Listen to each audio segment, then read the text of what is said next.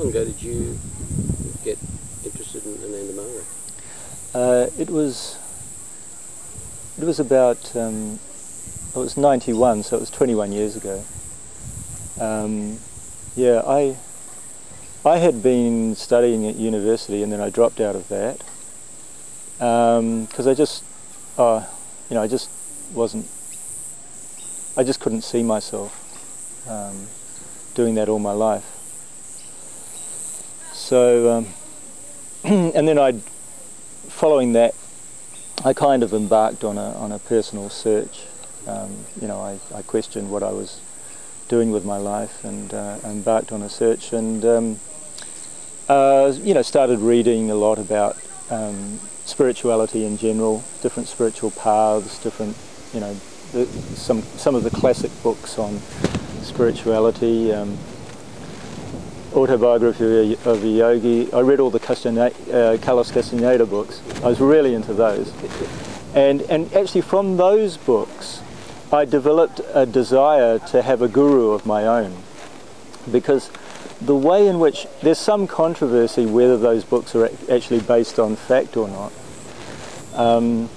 but I don't think it's important, because the way he portrayed Don Juan was evoked such an attractive and such a compelling personality of mentorship, the ultimate. And so I developed that desire to have my own guru. You didn't end up with a mescaline? Well, it's funny. There was a guy, an old hippie down the road from me, and he was about 20 years older than me, 10 or 20 years. Yeah, he was kind of like a generation older than me. And he kind of took me under his wing and was bringing around all these hallucinogenics for me, and some of them, from the books. So I kind of tried everything once. It's interesting you mentioned mescaline, because when I tried mescaline, in the books it's referred to as the teacher. Don Juan referred to it as the teacher, and that's precisely the experience I had with it. It was as though it brought out my inner conscience to, it very clearly instruct me on what I should be doing. So it really was like the teacher. It wasn't euphoric or hallucinogenic or anything like that. I just felt that my inner self was teaching me, which is I think, it's good to experience it once. But that's in effect what happens in meditation and with the guru-disciple relationship. That the guru is in fact, the real meaning of the guru is that a self-realized master in the human form is a perfect reflection of consciousness. If someone is self-realized, they don't have any individual ego, and so their entire being is a reflection, or is an expression of the cosmic consciousness. And that's the real meaning of the guru, that the cosmic consciousness is teaching you through a certain medium. Baba used to say, our guru used to say, that I'm not this physical form. Don't focus on the physical form, although the physical form transmits or relays that concept, because everyone behaves and looks like what their mind is. The mind determines the behavior and the physical appearance to a certain extent. So the concept in yoga of a guru is very important, because a self-realized master, through his appearance and behavior, can also reflects or relays that feeling of consciousness, that feeling of absolute consciousness, perfect consciousness. So yeah, so then I developed that desire for my own guru through those books, and then I got to the stage where I thought, oh, I'm sick and tired of just reading about this.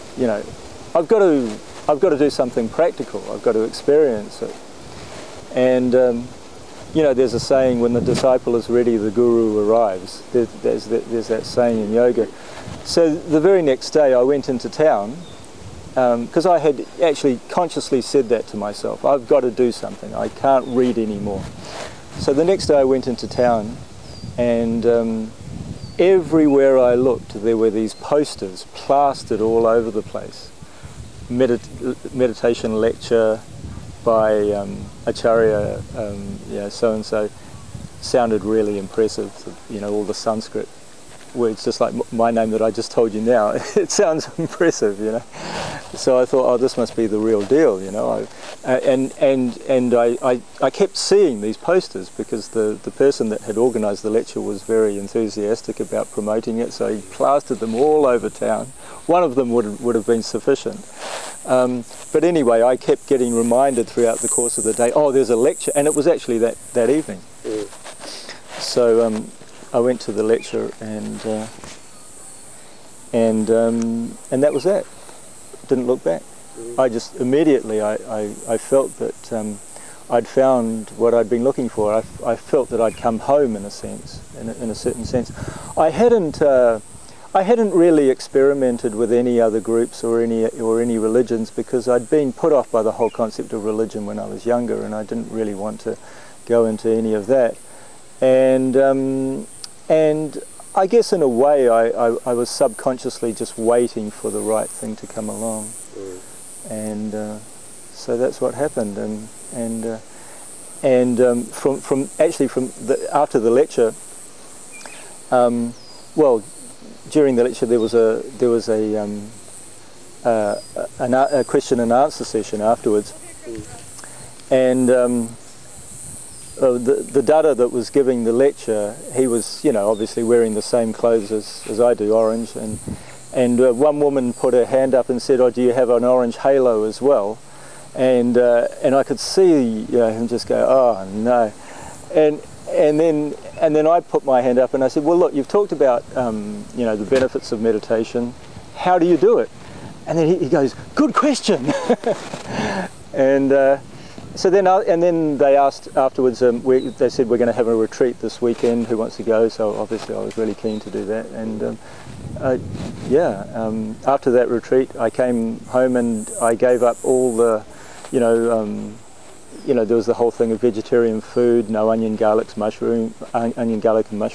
So I gave that up immediately, and I was right into it. And I just, you know, one of the first things I said to him was, what can I do? You know, I really want to be involved and help as much as I can. So I just, you know, that was the beginning of the end, so to speak. So how long did it take before you became a monk? That was about, what happened was, that was halfway through 91, and then at the end of 91 there was a group of us, new people that had recently learnt meditation, and they took us on a tour to India, and we went, you know, we travelled through India and visited some, I had been before, but it was, you know, but we visited some, you know, spiritual places, and well, the one that made the most impression with me was the headquarters of Anandamurti, which is a very spiritually vibrated land, and that was really a fantastic. And you know, to this day, it's still my favourite place in the world. So we went on that tour, and then when we came back, I remember we all went to we rented a beach house near Auckland, and this beach house had a limited supply of water, because it had a kind of a tank, you know, with rainwater, and I remember we all threw our dirty clothes from India in the washing machine, and almost depleted the water supply, just washing out the dirt from India, you know. But we did a kind of a crash course in teaching meditation, and that was for about a week or so there in that house, and then we all went to different areas of the country and started teaching meditation. So I'm from Wellington, so I went back to Wellington, and for a year, for the following year, I was teaching meditation in Wellington and Palmerston North. I used to drive up to Massey University in Palmerston North every week and drive back down again, and I'd also teach at Victoria University and the YWCA in Wellington. So I did that for a year, and then I came to Sydney to work for a year also as what we call an LFT, a local full-timer, kind of an apprentice acharya. And then after that year, I went to training in the Philippines. So that was in '94, and then I graduated in '95. And that's when I became a Dada or an acharya.